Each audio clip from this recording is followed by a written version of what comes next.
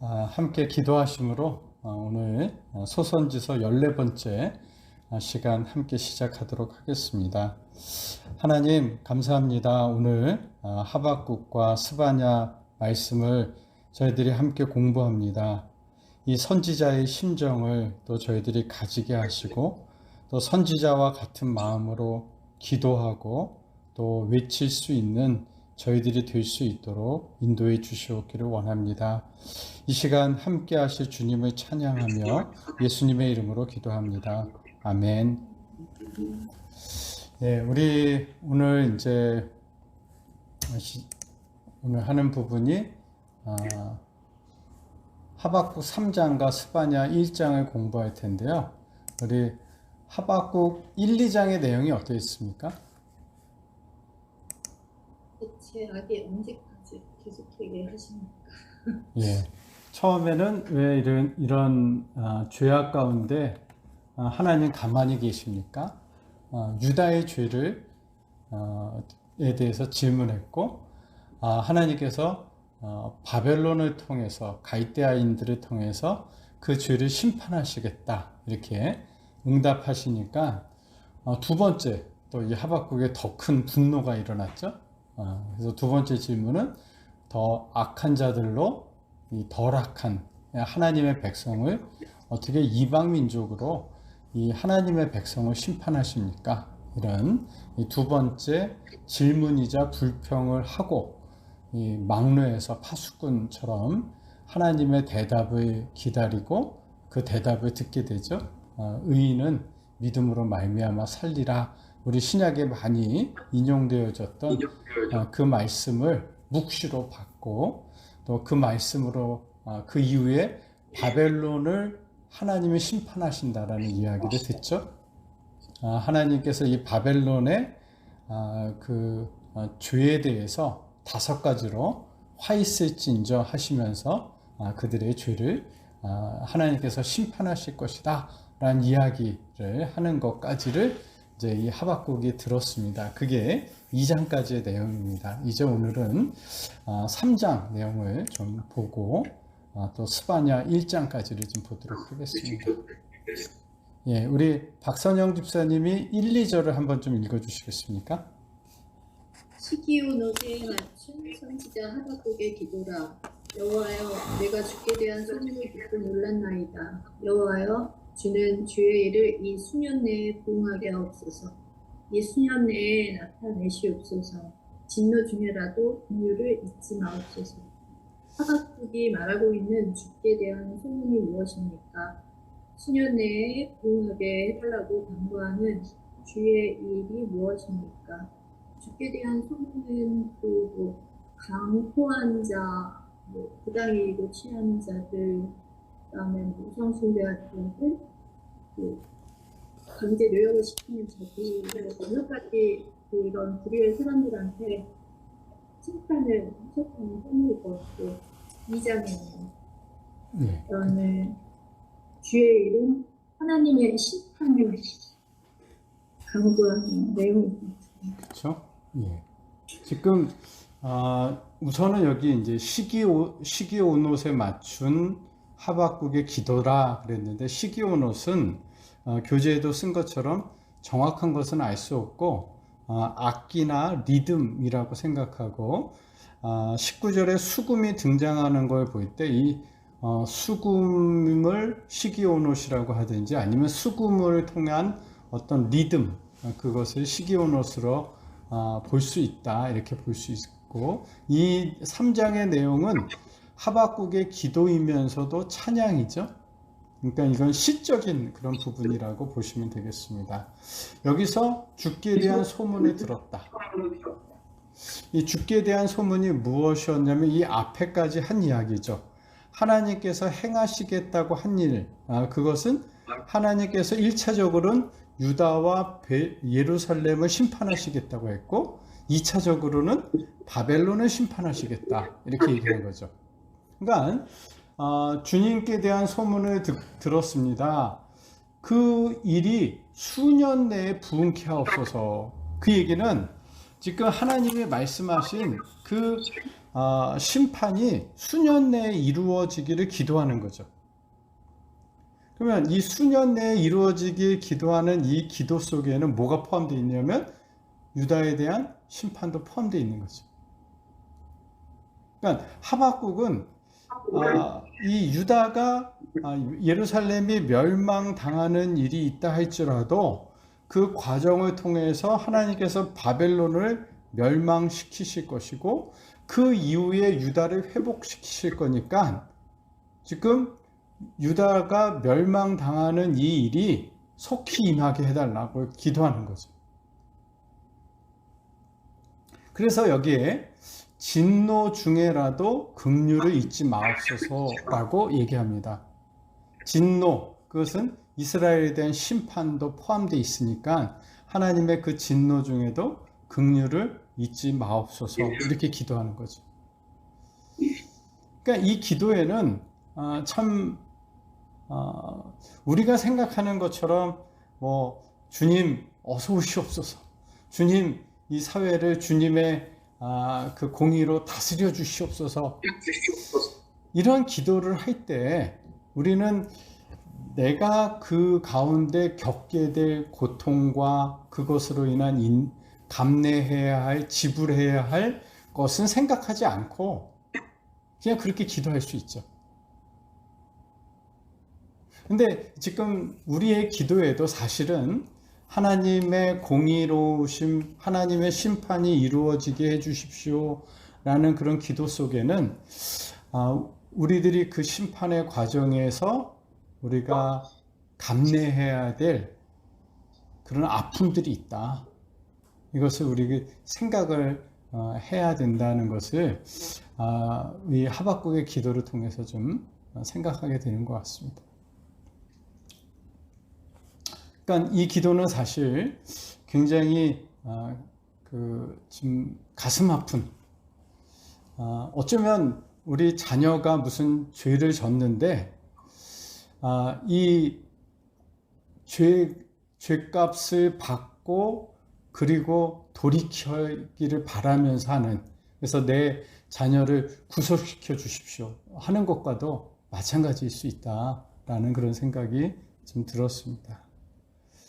자, 우리 3절에서 7절을 신집사님 한번 좀 읽어 주십시오. 하나님이 대만에서부터 오시며 거룩한 자가 바란산에서부터 오시는도다. 그의 영광이 하늘을 덮었고 그의 찬송이 세계에 가득하도다.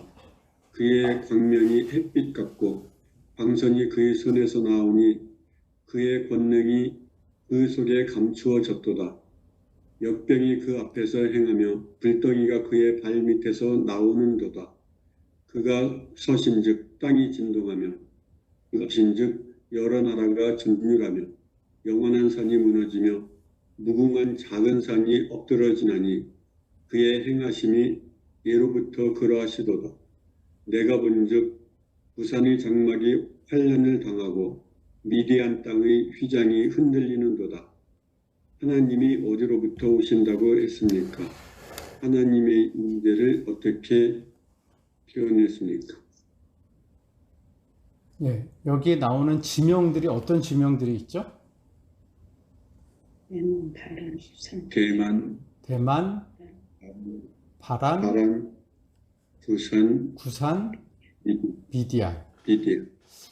이 지명들의 공통점이 뭘까요? 이스라엘 백성의 광야 때 아닌가? 예, 지금 피레미트에서 광야 관련돼서. 광야. 예. 우선 첫 번째 그 공통점은요, 네 지명 다 안으로 끝나요. 안.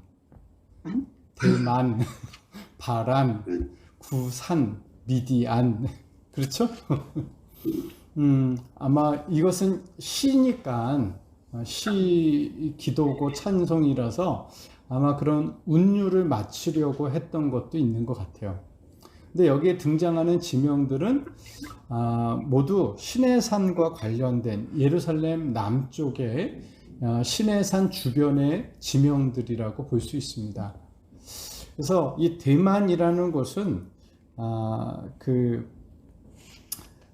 남쪽, 원래 그 뜻 자체가 남쪽이란 뜻인데 예루살렘 남쪽의 시내산을 염두에 둔 그런 표현이라고 생각합니다.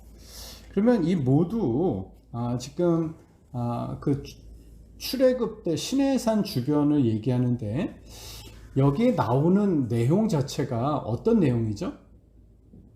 하나님의 임재를 얘기하고 있죠. 표현하고 있죠. 하나님의 임재를 어떻게 표현했습니까? 영광이 하늘을 덮었다. 그렇죠? 영광, 그 하늘을 덮은 영광, 또 세계에 가득한 찬송, 햇빛 같은 광선, 손에서 광선이 막 나오고 이 그 전염병이 역병이 나타나고 발밑에서 불덩이가 막 올라오고 땅이 진동하고 나라가 전율하고 산이 무너지고 엎드려지고 뭐 이런 표현들이 나오죠. 이건 다 이 하나님의 위엄을 하나님이 지금 등장하시니까 하나님의 임재에 따른 위엄이 표현되는 거죠. 그리고 이 하나님이 어떤 분이신지를 지금 드러내기 위해서 이런 표현들을 좀 사용하고 있는 것을 지금 보게 되어집니다.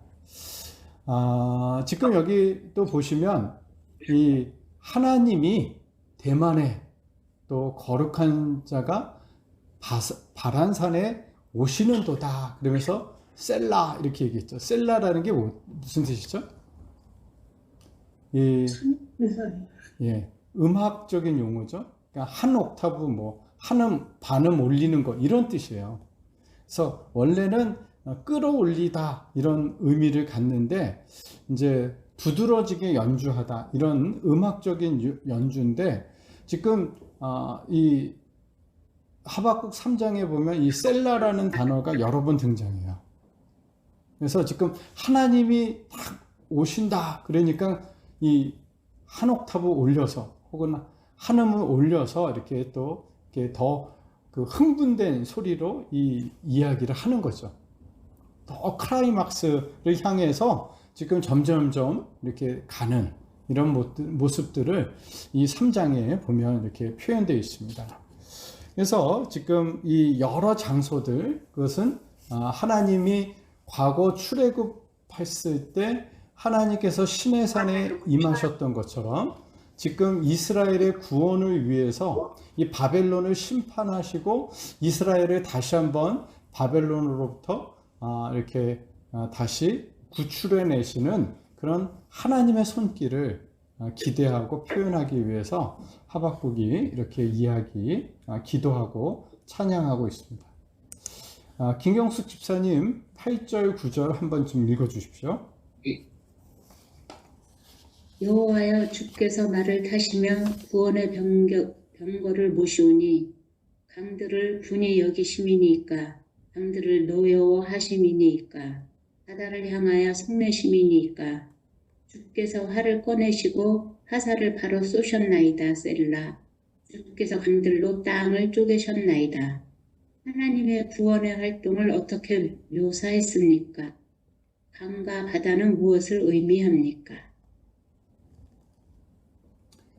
예, 지금 하나님이 등장하셔서 뭐 하시는 겁니까? 싸우시네요. 예, 지금 싸우시는 거죠. 말 타시고 구원의 병거를 모시고 막 달려오시는 모습이 이 강들 또 이 바다를 향해서 성내시는 모습으로 이렇게 표현하고 있습니다. 그래서 여기서 강이나 바다 이런 것들이 다 이제 이 세상의 이방 민족들, 이방 나라들을 지칭하는 말이라고 볼 수 있고 하나님께서 이 세상을 이 이방 민족들의 잘못을 지금 지적하시는 것을 이 군대 장관이 싸우는 모습으로 이렇게 표현했습니다. 근데 여기서 또 이제 또 한번 셀라가 등장합니다. 하나님이 오셔서 이렇게 막 그냥 등장하셔서 이방 민족들과 싸우니까 또 뭐라고 돼요? 주께서 강들로 땅을 쪼개셨나이다. 이렇게 얘기했었죠. 강들로 땅을 쪼갰다. 요 부분들, 요거는 요 다음 그 10절과 연결해서 좀 보도록 하겠습니다. 우리 박성규 집사님께서 9절 하반절부터 12절까지를 좀 읽어 주십시오. 주께서 강들로 땅을 쪼개셨나이다. 산들이 주를 보고 흔들리며 창수가 넘치고 바다가 소리를 지르며 손을 높이 들었나이다. 날아가는 주의 화살의 빛과 번쩍이는 주의 창의 광채로 말미암아 해와 달이 그 처소에 멈추었나이다. 주께서 노를 바라사 땅을 두르셨으며 분을 내사 여러 나라를 밟으셨나이다. 하나님의 군사적 활동을 어떻게 표현했습니까? 예. 자연을 그냥 다 정복하시는 것 같은? 네, 그런 모습이죠. 예. 예. 근데 요 장면들 속에서 좀 이게 과거에 어떤 모습과 좀 유사할까요? 모세가 그 싸울 때 해가 그냥 모세가 아닌가? 여호수아. 예, 그 여호수아죠. 해가 멈춘 예, 거. 예, 멈추는. 네? 노아의 홍수? 예. 이 부분은 사실 그런 그 이스라엘이 가나안 정복할 때의 모습이기도 하지만 노아의 홍수의 모습 같기도 하죠. 왜냐하면 강들이 땅을 쪼갰다라는 게, 강이 땅을 쪼갰다라는 게 무슨 뜻이겠어요? 지하수가 솟구쳐 올라오면서 이 밑에 있던 물이, 땅 속에 있는 물이 터져 올라오면서 땅을 갈라지게 했다, 이런 얘기죠. 이런 부분들은 이제 노아의 홍수 때 정말 하늘에서 비가 쏟아지면서도 밑에서 이 강들이 밑에서도 이제 물이 솟구쳐 오르는, 그래서 산들이 주를 보고 흔들리며, 그러니까 이 산들이 다 이렇게 잠겨버리는, 창수가 넘치고 바다가 소리를 지르며 손을 높이 들었나이다. 그러니까 산들도 이 바다도 다 잠겨버리고 그 하나님의 심판을 받는 그와 같은 모습을 좀 볼 수 있죠. 그러니까 노아 시대 때 패역한 인류를 심판하기 위해서 하나님께서 홍수로 이 패역한 세상을 심판하셨던 것처럼, 우리 2장에 보시면 화 있을진저, 그래서 그들의 어떤 탐욕과 욕망과 자기 합리화와 이 수많은 죄들, 우상숭배와 이런 그 세상의 가득한 죄를 하나님께서 지금 심판하시는 이런 모습이라고도 볼 수 있습니다. 그러니까 자연들이 하나님을 대적하는 세력들로 표현된 거죠. 요동하지 않는 장엄한 자연조차 강력한 세상 권력, 그러니까 이런 요동하지 않을 것 같은 이런 이 자연이 요동하지 않는데 그런 것과 같은 세상의 권력도 심판을 받게 된다, 이렇게 얘기하고 있습니다. 그래서 하나님께서 이 심판하시는 하나님의 화살과 창의 광채가 얼마나 강한지, 화살의 빛과 이 창의 광채 때문에 해와 달이 그 처소에서 멈췄다, 이렇게 얘기하죠. 그러니까 이 얘기는 하나님의 그 심판이 얼마나 무서운지, 그 광채에 해와 달보다 더 강력한 빛이 거기서 확 나타나니까 이거 멈춰버렸다, 놀랬다라는 이런 표현이죠. 시적인 표현이죠. 예.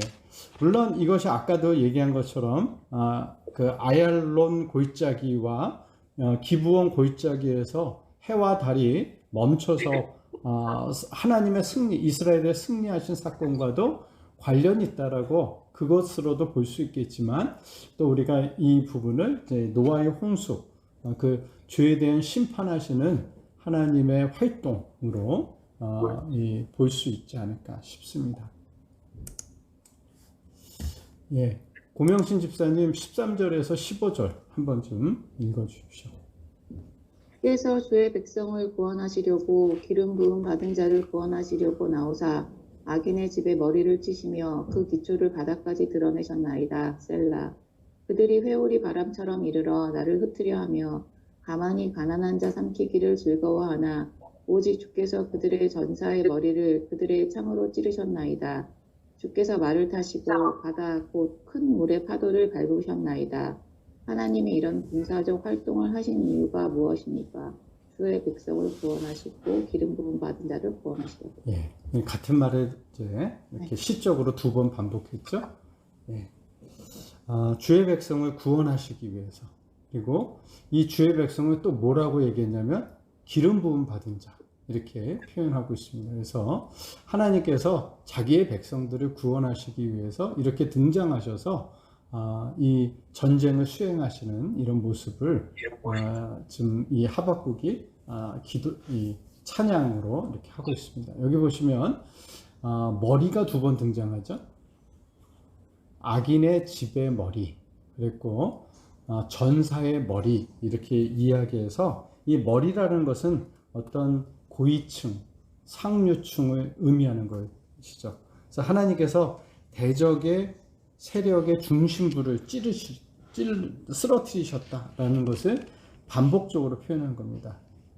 그러니까 바벨론의 멸망도 연회 중에 메데와 바사의 연합군에 의해서 한순간에 그 연회 중에 멸망하게 되어지는데 그 귀족들이 지금 그 하나님의 심판의 좀 1순위라는 것을 어떻게 보면 여기서 이야기하고 있습니다. 예,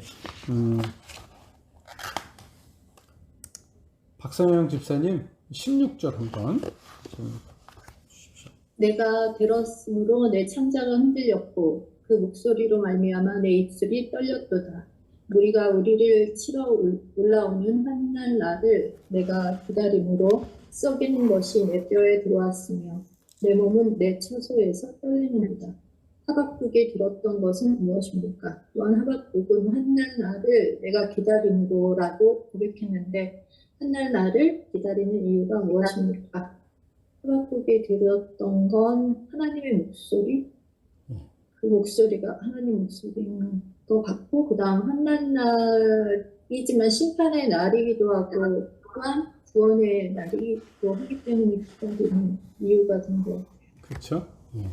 그러니까 지금 하나님의 목소리를 들었죠. 근데 그 하나님의 목소리는 어떤 목소리였습니까? 이 적을 치러 오시는 하나님의 목소리를 들었죠. 그 목소리를 듣는 것만으로도 지금 하박국이 뭐라고 얘기하죠? 창자가 흔들렸고 입술이 떨렸다. 이렇게 얘기하고 썩이는 것이 내 뼈에 들어온다. 이런 표현들을 사용하고 있습니다. 그러니까 열국을 심판하시는 그 하나님의 모습을 보고 또 그 소리를 들었을 때 정말 오금이 저릴 정도로 그런 두려움이 엄습했음에도 불구하고 내가 환난 날을 기다린다. 이것은 앞에서도 얘기한 것처럼 이런 환난의 때가 지나야 뭐가 이루어지냐면 이스라엘의 구원이 이루어지기 때문에 그것을 이야기하고 있습니다. 그러니까 하박국은 원래 어떤 사람이었다고 그랬죠? 하박국의 성향, 우리 맨 앞에 지난주에 공부하면서 하박국은 지금 어떤 성향의 사람이라고 우리가 유추했습니까? 좀 강직하고 좀 그렇죠? 불의를 보면 화가 나고 예, 그런 사람이었죠. 굉장히 강직하고 이 잘못된 것 때문에 막 분노가 치솟고 인간응보적인 그런 마음의 그런 사람이었는데 사실은 그런 것에 따르다 보면 이스라엘도 어떻게 되는 거예요? 하나님의 심판을 피할 수가 없는 게 맞죠. 근데 그럼에도 하나님께서는 이 이방을 심판하신 이후에 유다를 회복시키실 것을 이야기하잖아요. 유다도 죄가 있음에도 완전히 심판하지 아니하시고, 그래서 이 하박국이 경험한 하나님은 공의로우신 하나님이지만 그 인애를 잊지 아니하시는 하나님의 약속에 신실하신 하나님이었다는 거죠. 이게 이 하박국에서 중요한 메시지였죠. 의인은 하나님을 믿는다는 거죠. 의인은 그 믿음으로 말미암아 살리라. 이게 하나님의 그 인애에 기초된 하나님의 일하심, 하나님의 공의. 하나님은 공의로우신 분만이 아니라 인애의 하나님이신 것을 깨닫고 그 하나님을 본받아 살아가는 그 삶에 대한 이야기를 이 하박국이 하고 있다는 거죠. 그래서 이 하박국에도 이런 변화들이 일어난 거죠. 그래서 이 환난 날에 내가 기다린다. 이 하나님의 공의만이 아니라 하나님의 인애의 성품을 알기 때문에 이 환난 날에 내가 기다린다. 이렇게 이야기하고 있습니다. 하나님의 인애가 이 환난을 통해서 더욱 하나님의 백성들을 살게 할 것이다. 이렇게 그런 믿음이 이 하박국에게 있었다라는 것을 좀 보게 합니다. 예, 신집사님, 우리 지금 17절에서 19절을 한번 읽어 주십시오. 비록 무화과 나무가 무성하지 못하며 포도나무에 열매가 없으며 대장나무에 수출이 없으며 밭에 먹을 것이 없으며 우리의 양이 없으며 외양간에 소가 없을지라도 나는 여호와로 말미암아 즐거워하며 나의 구원의 하나님으로 말미암아 기뻐하리로다. 주 여호와는 나의 힘이시라. 나의 발을 사슴과 같게 하사 나를 나의 높은 곳으로 다니게 하시리로다. 이 노래는 지휘하는 사람을 위하여 내 수금에 맞춘 것이니라. 하박국이 처한 상황은 어떠합니까? 이런 상황에서도 즐거워하고 기뻐하리라고 말할 수 있었던 이유는 무엇입니까?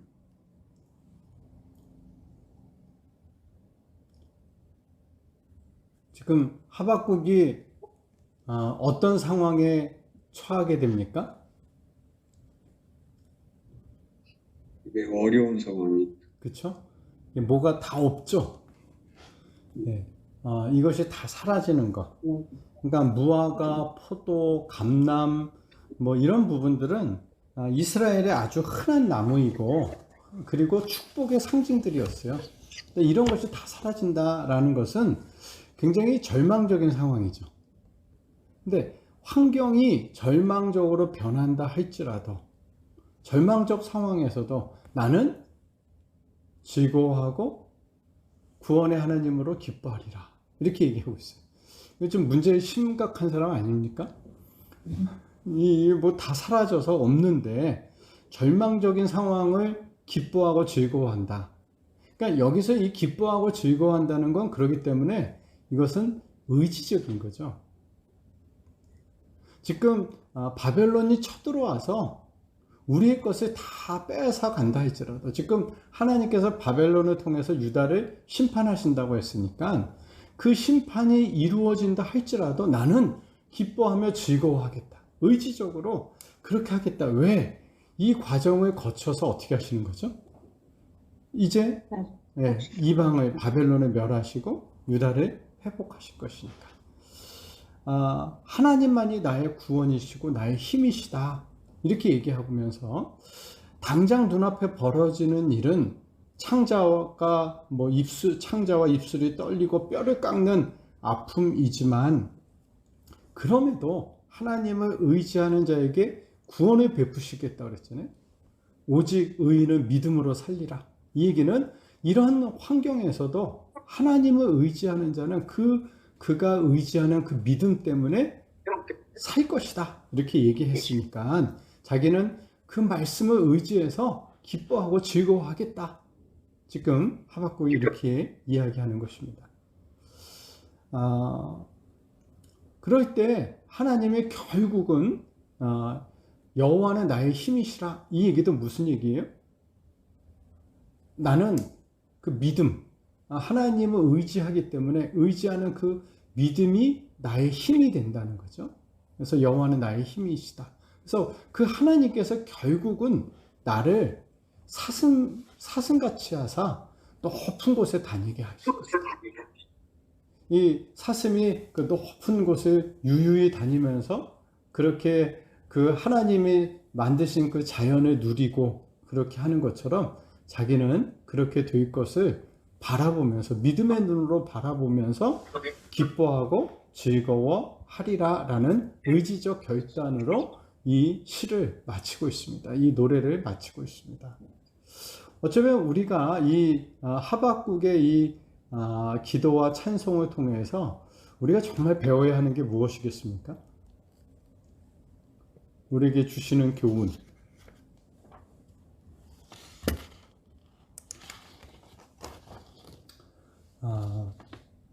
이 하박국을 통해서 우리가 지금 우리가 처해 있는 상황과 환경, 그것에 우리가 좌우되는 게 아니라 그럴 때조차도 우리가 의지하고 또 의지적으로 기뻐하고 즐거워해야 할 것이 무엇인지를 이 하박국이 우리에게 잘 보여주고 있다, 이렇게 생각합니다. 그래서 이 마지막 하박국의 이 마지막을 우리가 잘 알죠? 이 노래로도 부르고 그러는데 사실 이 노래는 굉장히 뭐랄까요? 그냥 결의에 찬 노래라고 해야 되나요?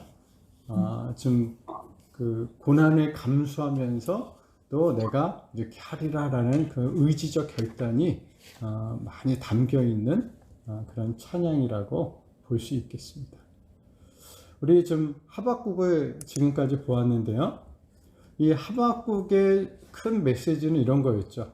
악인의 형통과 의인의 고통에 대해서 좀 이야기하면서 심판에 있어서 하나님의 자유와 공의로움. 그러니까 하나님이 그 심판하시고 하시는 데 있어서 그건 하나님의 자유죠. 공의를 훼손하지 않으시면서 하나님께서 이 심판을 하시는데 그 하나님께서 그 심판을 어떻게 행하실 것인가에 대한 이야기가 이 하박국이 질문하고 하나님이 답하시는 걸 통해서 우리에게 가르쳐 주시고 믿음으로 사는 삶이 무엇인지를 이야기하고 있습니다.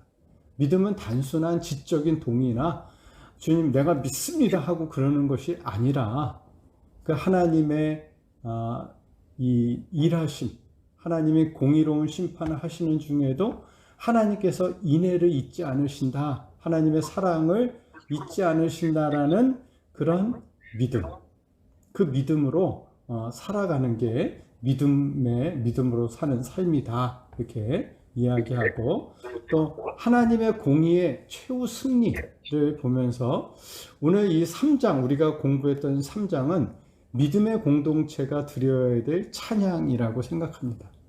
우리가 모여서 우리가 모일 때마다 이런 하나님을 우리가 믿고 의지하고 그 하나님을 찬양하고 또 그렇게 살아갈 것을 결단하는 이런 부분들이 이 하박국에서 우리에게 주는 교훈이라고 생각합니다.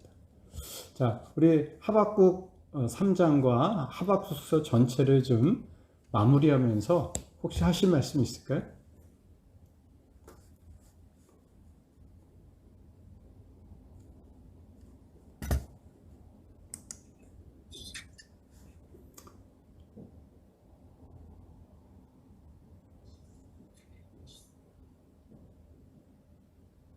네.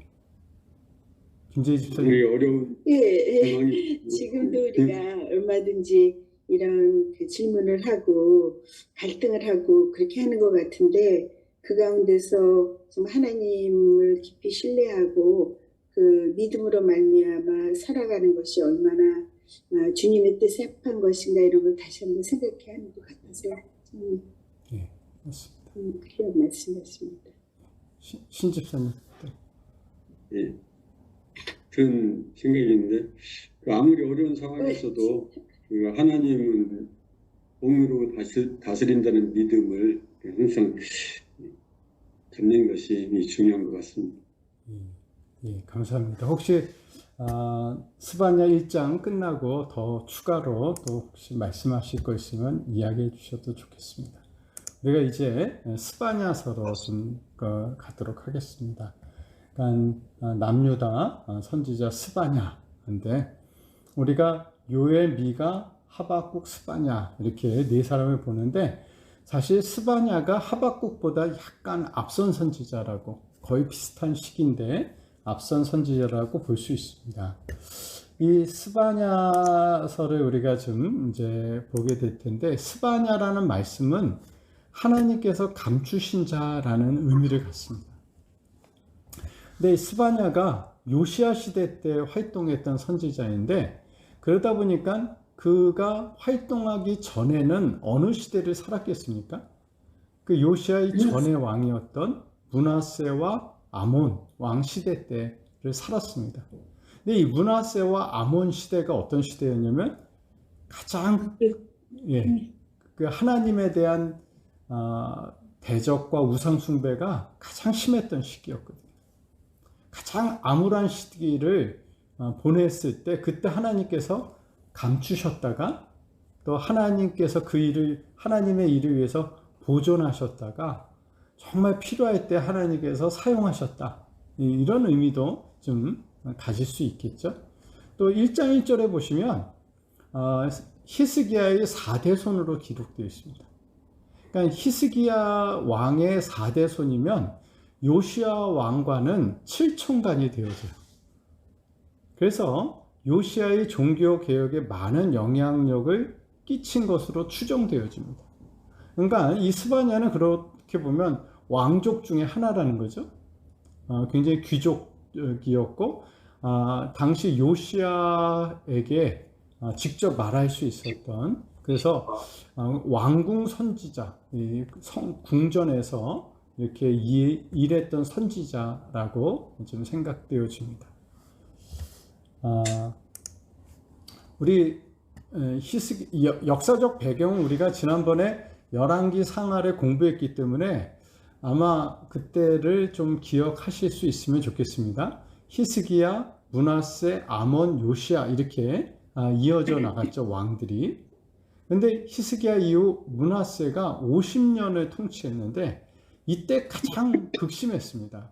우상 숭배도 심했고 성전 훼손도 굉장히 컸죠. 그래서 성전의 그 제단을 그냥 창고에 넣어버리고 우상 신전을 이 성전에다 가져놓고 이러는 아주 극심한 극악한 행동을 했던 때가 므낫세와 아몬 시대였어요. 그 다음에 요시야 왕이 등극하게 되었고, 이 요시야가 중간쯤 그가 좀 그 어린 나이에 왕위에 올랐는데 청년의 나이대쯤 되었을 때 종교 개혁을 시작합니다. 그래서 이 우상 숭배와 도덕적 타락을 질책함으로 이 요시야의 종교 개혁이 있도록 활동했던 선지자가 스바냐라고 봅니다.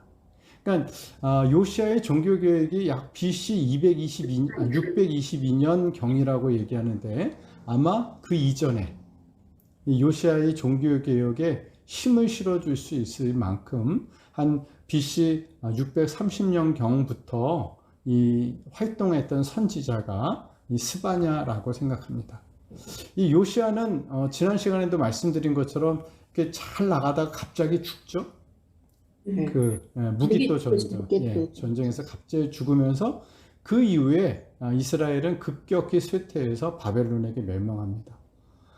그나마 이 스바냐의 활동 때 좀 그 마지막 이스라엘이 유다가 잠시라도 좀 정신을 차릴 수 있고 이런 시기가 있었기 때문에 이 유다에서도 남은 자들이 있는 거죠.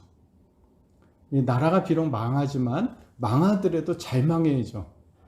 망할 때에도 이 유다 안에 하나님을 의지하는 사람들이 좀 있는, 우리가 하박국에서 보았던 것처럼 그런 하나님을 의지하는 그 사람들, 이 환난을 견뎌낼 수 있는 그런 사람들이 준비되어지는 거죠.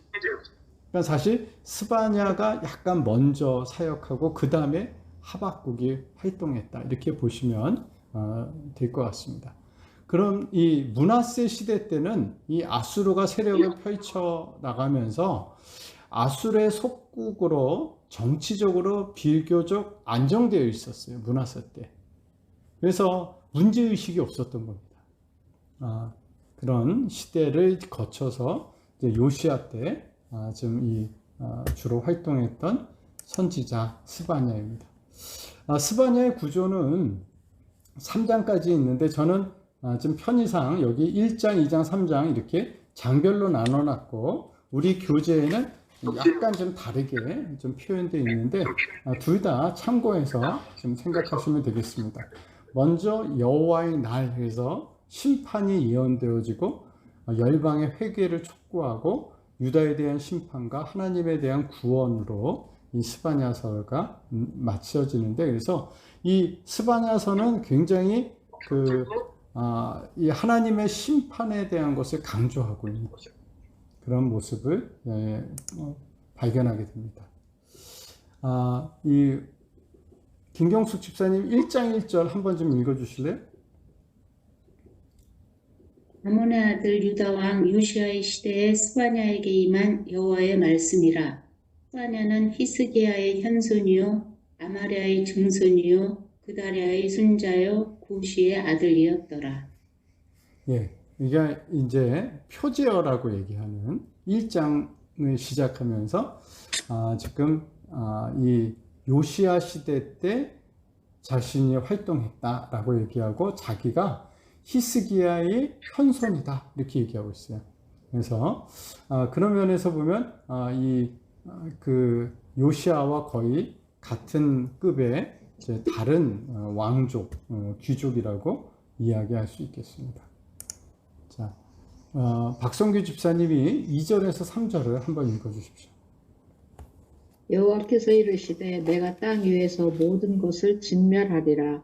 내가 사람과 짐승을 진멸하고 공중의 새와 바다의 고기와 거치게 하는 것과 악인들을 아울러 진멸할 것이라. 내가 사람을 땅 위에서 멸절하리니 나 여호와의 말이니라.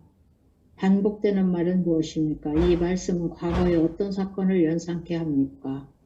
진멸, 멸절. 예. 이런 말이 무서운 말이 반복되는데 뭐가 생각나십니까?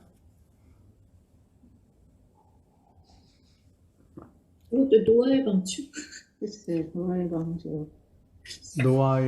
노아의 때도 이렇게 진멸하셨죠. 그렇죠? 또 소돔과 고모라 때도 이렇게 진멸하셨죠. 그러니까 노아의 홍수 때 땅의 모든 것이 이렇게 멸절했었던 것처럼 그와 같은 심판이 있을 것을 얘기하고 있습니다. 근데 여기 보시면 내가 사람을 땅 위에서 멸절하리라 이렇게 얘기했는데 이 사람이란 단어가 아담이에요. 아담.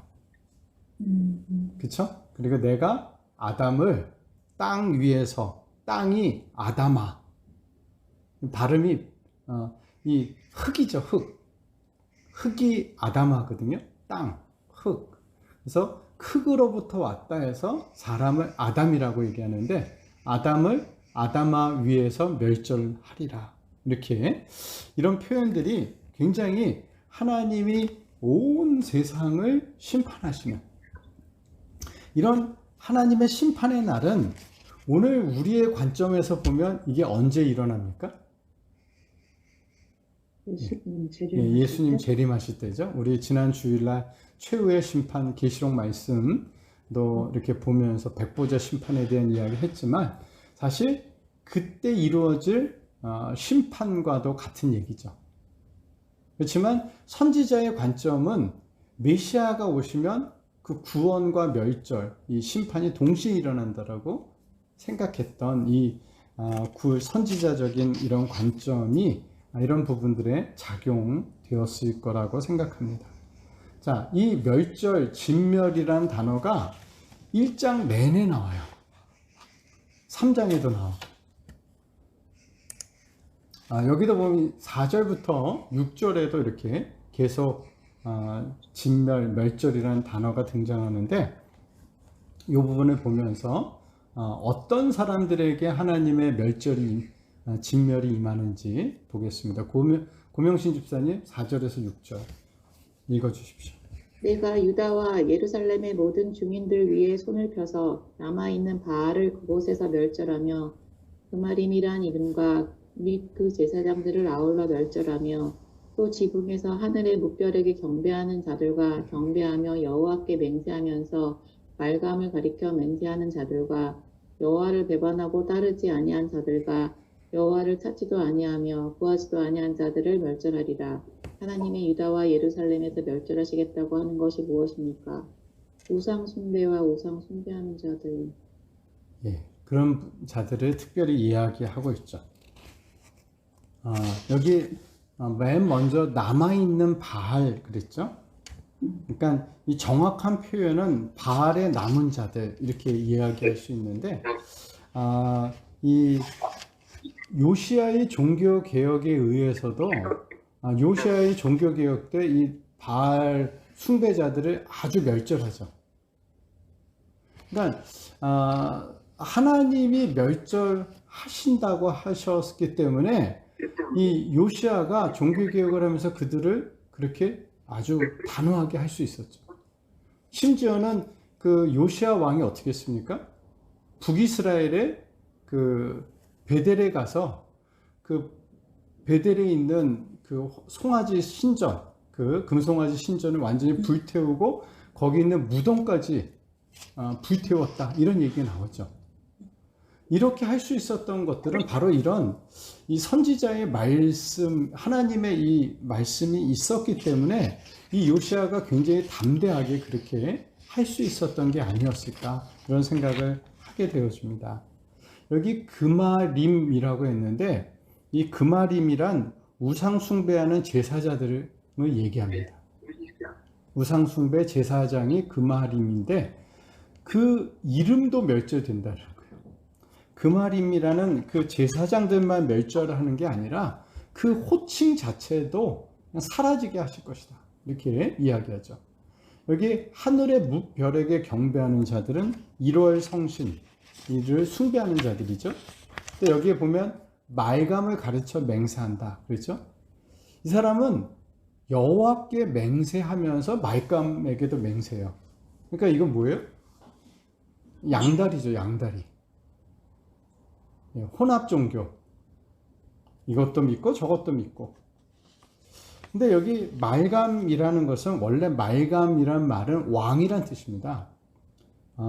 멜레크라고 해서 나온 말인데, 이 왕이란 뜻인데 이게 이 몰렉, 밀곰, 몰렉이라는 그런 의미로, 이 암몬이란 족속은 국가신으로 이 신이 우리의 왕이다, 이렇게 얘기하는 거예요.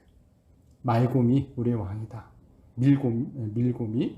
그래서 몰렉 신을 숭배했던 그들, 인신제사 드렸던 그런 부분을 얘기하고, 하나님께서 이들을 멸절하시고, 또 여호와를 배반하고 따르지 아니한 자, 여호와를 찾지도 않고 구하지도 아니한 자, 이런 자들 다 하나님께서 심판하신다, 이렇게 얘기했습니다.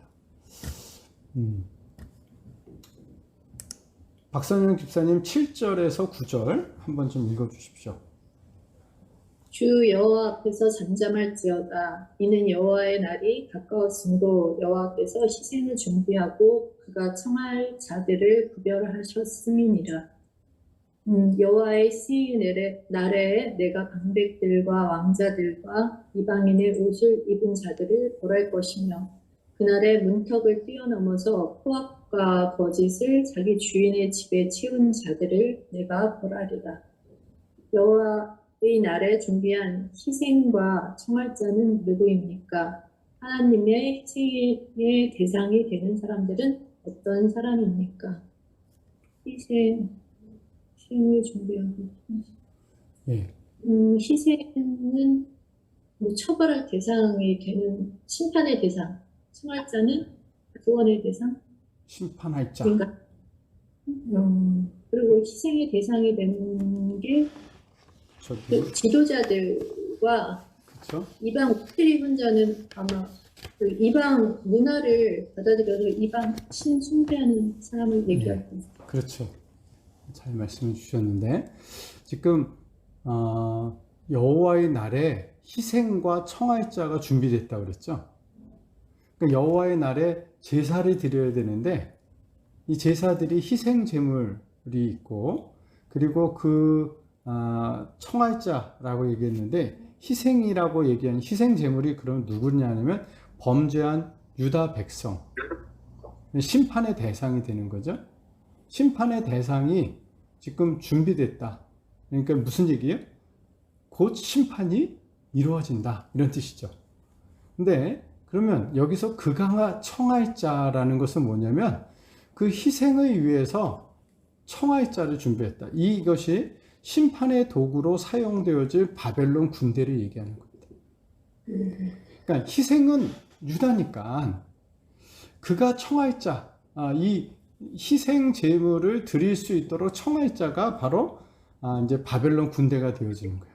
그래서 그거를 구별하였습니다. 그래서 이들이 이제 그 희생의 날에 희생이 누구냐? 누가 희생 제물이 되느냐면 여기 방백들과 왕자들과 또 이방인의 옷을 입은 자들 이렇게 얘기했어요. 당시 지도자들을 얘기하는데 그뿐만 아니라 이방인의 옷을 입은 자 아까 말씀드린 것처럼 이것이 남의 나라 옷을 입고 거들먹거리는 고관들 이런 표현이죠.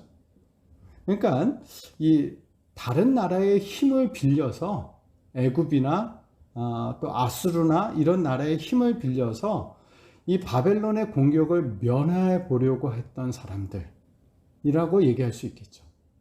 또 이방 문화에 젖은 사람이라고도 이야기할 수 있겠고요. 그리고 또 여기 문턱을 뛰어넘어서 포악과 거짓을 자기 주인의 집에 채운 자들. 이게 뭘 얘기하냐면 권력자의 앞잡이 노릇한 사람들이죠. 자기의 월권에서 포악과 거짓으로 자기 주인의 집을 채웠으니까 이 주인의 권력을 등에 업고 권력의 앞잡이 노릇한 사람들, 이런 사람이 희생될 것이다. 희생 제물이 될 것이다. 이렇게 얘기하는 하나님의 심판이 누구를 향하고 있는가? 하나님은 어떤 사람들을 미워하는가? 이것을 우리에게 보여주고 있는 이 스바냐가 이런 자들은 하나님이 멸절하실 것이다. 이렇게 이야기한 겁니다. 그러니까 여기 7절부터 보시면 여호와의 날, 여호와의 희생의 날, 그날, 여호와의 큰 날, 분노의 날, 뭐 이런 날에 대한 표현들이 많아요. 그렇죠? 하나님의 심판이 이루어지는 여호와의 날에 대한 이야기를 하고 있습니다. 자, 7절에서 그 9절은 심판의 대상을 얘기했다면 이제 10절, 11절은 심판이 이루어지는 장소에 대한 이야기를 하고 있습니다. 신집사님 10절, 11절 한번 읽어주십시오. 나 여호와가 말하노라. 그날의 어문에서 부르짖는 소리가, 제2구역에서는 울음소리가, 작은 산들에서는 무너지는 소리가 일어나리라. 막데스 주민들아, 너희는 슬피 울라. 가나안 백성이 다 패망하고 운을 고려하는 자들이 끊어졌습니다. 이 말씀은 무엇을 말하려는 것입니까? 예. 말씀드린 것처럼 심판이 이루어지는 장소들을 좀 열거하고 있는데, 그리고 그 장소에 일어날 참상을 표현하는데, 여기 나오는 장소가 어디입니까? 어문. 저게 같은데? 왕궁? 예, 성전, 예루살렘 성전의 성전? 어문. 예루살렘으로 들어오려면, 성벽 안으로 들어오려면 문들이 많잖아요? 예. 근데 그 중에 어문이 있어요. 이 어문은 어떤 문이라서 어문일까요? 우리가 들어본 문들이 있죠. 피시게이트라고 나와 있던데. 예? 피시게이트라고 영어판에 나와 있어서 뭐 생선을 사고 파는 곳인가? 뭐 그런 예. 생각이 들었어요. 맞습니다. 이게 어자가 물고기 어자예요. 그래서 이 성에 보면, 예루살렘 성에 보면 어문도 있고 양문도 있고 뭐 문들이 그래요.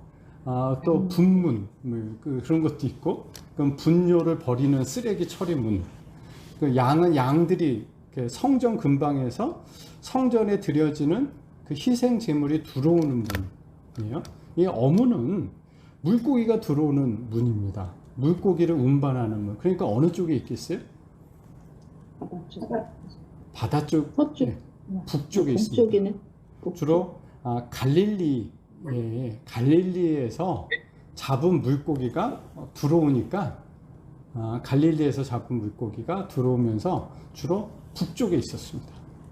그래서 이 어문은 북쪽에 있었고, 여기 제2구역이라는 것도 제2구역이라는 게 아마 예루살렘 성이 있다가 이 성을 좀 넓힌 것 같아요. 그래서 제2구역으로 이 성을 좀 확장하고 개발하면서 제2구역이 있었던 것 같아요. 우리 그렇죠. 도시가 있으면 이렇게 인구가 많아지면 더 개발해서 넓히지 않습니까? 그래서 이 제2구역이 어문, 이 북쪽 근방이라고 봅니다. 또 여기 작은 산들도 보면 이 예루살렘 성 안에 있었던, 성 내에 있었던 산과 언덕들을 얘기하는데, 이런 것도 다 북쪽에 있었습니다. 그리고 막데스 주민도 이 어문 근방에 있었던 곳이라고 얘기하고, 이곳이 은을 거래하는 자들이 많이 있었다, 또 이렇게 얘기를 합니다. 그러니까 지금 여기 나와 있는 장소들은 다 예루살렘의 북쪽을 얘기하고 있어요. 근데 이 북쪽이 왜 그랬겠어요? 바벨론이 공격하면, 그렇죠? 제일 먼저 함락되고 피해가 가장 큰 곳이 어디였겠습니까? 이 북쪽이었던 거예요. 그래서 이 북쪽의 참상이 가장 심했고, 하나님의 징벌이 있는 그날에 예루살렘에 이렇게 곡소리가 날 것이다, 이런 이야기를 지금 한 거죠. 김경숙 집사님 12절 13절 한번 읽어 주십시오. 그때 내가 예루살렘에서 찌꺼기같이 가라앉아서 마음속에 스스로 이르기를 여호와께서는 복도 내리지 아니하시며 화도 내리지 아니하시리라 하는 자를 등불로 두루 찾아 벌하리니 그들의 재물이 노략되며 그들의 집에 황폐할 것이라. 그들의 집을 건축하나 거기에 살지 못하며 포도원을 갖거나 그 포도주를 마시지 못하리라. 찌꺼기같이 가라앉아서란 무슨 의미입니까? 예. 여기 내가라는 것은 이제 유대인들을 얘기하는 겁니다. 심판받는 유대인. 그들이 예루살렘에서 찌꺼기같이 가라앉아서 이렇게 이야기를 했습니다. 이 찌꺼기같이 가라앉았다라는 말은, 여기서의 찌꺼기는, 이것은 이제 술 찌꺼기 위에 엉겨 붙었다, 이런 표현을 이렇게 우리말 번역해서 이렇게 한 것이라고 봅니다. 찌꺼기 같이 가라앉아서 그랬는데, 찌꺼기 위에 엉겨 붙어서 라는 의미의 일종의 속담과 같은 표현이에요. 이게 이제 술을 만들 때, 좋은 술을 만들기 위해서는 찌꺼기가 생기지 않도록 해야 된답니다. 그래서 이 통에서 저 통으로 계속 옮겨가면서 이 찌꺼기가 생기지 않아야 향도 나빠지지 않고 색도 탁해지지 않는다는 거예요. 그래서 찌꺼기가 이렇게 엉겨 붙는 게 없도록 해야 되는데, 지금 찌꺼기 같이 가라앉아 버린 것이 이스라엘 백성이라는 거죠. 그러니까 하나님의 선민으로서 하나님의 선민다운 맛과 향을 발해야 했다라는 거죠. 그런데 이 찌꺼기 같이 가라앉아서 무사한 일에 엉겨 붙어서 어디에도 쓸모없는 존재가 되어버렸다, 이렇게 얘기하는 거죠. 그러니까 이들의 불신앙과 영적 부패가 얼마나 심각했는가, 왜 이런 얘기를 하냐면, 마음속에 스스로 이르기를 여호와께서는 복도 내리시지 아니하시며 화도 내리시지 아니하시리라, 이렇게 얘기했다는 거예요. 그들의 마음속에는 하나님은 사실 우리의 삶에 관계없어, 하나님은 화도 내리시지 아니하고 복도 내리시지 아니하시는 분이다 라고 생각하는 이 마음이, 그 마음에 찌꺼기처럼 그냥 엉겨 붙어 있다는 거예요, 그 마음속에. 그래서 하나님의 백성다운, 하나님의 선민다운 맛과 향을 잃어버렸다는 거죠. 술찌꺼기 때문에 그 찌꺼기가 엉겨 붙지 말아야 되는데, 그래야지 좋은 그 술이 나오는데, 지금 이스라엘은 이런 하나님에 대한 불신, 하나님은 그러니까 있어도 되고 없어도 되는 존재가 되어버린 거죠. 복도 내리지 않고 화도 내리시지 않는 그런 마음이, 그냥 그런 생각이 마음속에 그냥 엉겨붙어 있는 거예요. 엉겨붙어 있으니 이들이 시험받아 마땅하다, 이런 이야기를 하고 있습니다.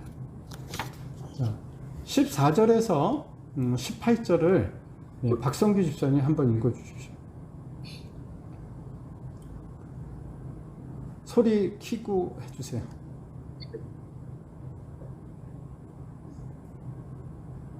여호와의 큰 날이 가깝도다. 가깝고도 빠르도다. 여호와의 날의 소리로다. 용사가 거기서 심히 슬피 우는도다. 그날은 분노의 날이요, 환난과 고통의 날이요, 황폐와 패망의 날이요, 캄캄하고 어두운 날이요, 구름과 흑암의 날이요, 나팔을 불어 경고하며 견고한 성읍들을 치며 높은 망대를 치는 날이로다. 내가 사람들에게 고난을 내려 맹인같이 행하게 하리니 이는 그들이 나 여호와께 범죄하였음이라. 또 그들의 피는 쏟아져서 티끌같이 되며 그들의 살은 분토같이 될지라. 그들의 은과 금이 여호와의 분노의 날에 등이 그들을 건지지 못할 것이며 이 온 땅이 여호와의 질투의 불에 삼켜지니 이는 여호와가 이 땅 모든 주민을 멸절하되 놀랍게 멸절할 것임이라. 여호와의 날은 어떤 날입니까?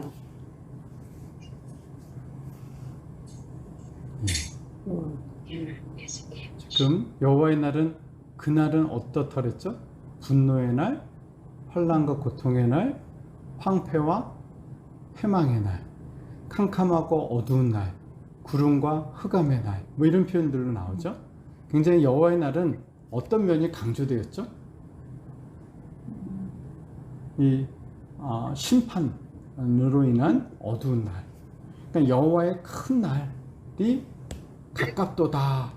그러니까 여호와의 날이 임박했다, 이렇게 얘기하고, 이미 문 앞에 이르렀다, 그렇게 얘기하고, 그 여호와의 날의 성격을 얘기한 거죠. 이렇게 어둡고 절망적이고 파괴적인 날이 될 것이다. 그리고 이 17절과 18절은 여호와의 날에 심판이 집행되어지면 어떤 양상이 일어날 것인가. 여기 보면 내가 사람들에게 고난을 내려 맹인같이 행하게 하리니 그랬습니다. 그러니까 사람들이 공포에 질려서 그 여호와의 날에 그 공포에 질려서 맹인같이 행한다. 맹인이 어떻게 행합니까? 어디 무슨 일이 일어났을 때 안 보이니까 어디로 도망가야 될지도 모르고 우왕좌왕하고 그냥 혼란에 빠지는 거죠. 그러니까 바로 그런 날이 될 것이다. 또 여기 은과 금은 여호와의 날에 이 은금은 아무 쓸모 없다는 거예요. 지금 이 돈이나 돈으로 구원하지 못할 것이라는 거죠. 그가 가지고 있는 어떤 지금까지 쌓아 올렸던 그 어떤 것도 이 여호와의 날에는 아무런 효력을 발휘하지 못한다. 여호와의 진노의 불에 그 쌓은 것들 은금도 다 삼켜버린다는 거죠. 불태워버린다. 이 어떤 그 최종적인 심판의 날 일어날 그런 양상을 지금 여호와의 날로 해서 표현하고 있습니다. 스바냐서 1장은 이처럼 굉장히 센 메시지죠. 여호와의 날, 멸절하리라, 진멸하리라, 이런 메시지가 쭉 전해지는 것이 지금 스바냐 1장에서의 메시지입니다.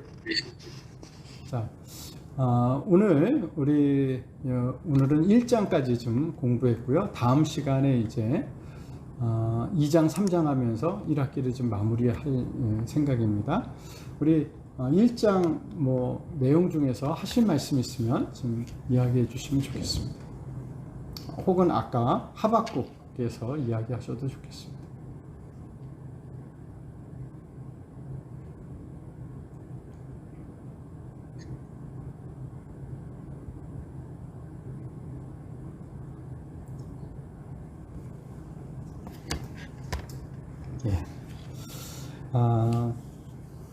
이 하나님의 심판의 날이 이 스바냐가 이야기했던 이 하나님의 심판의 날이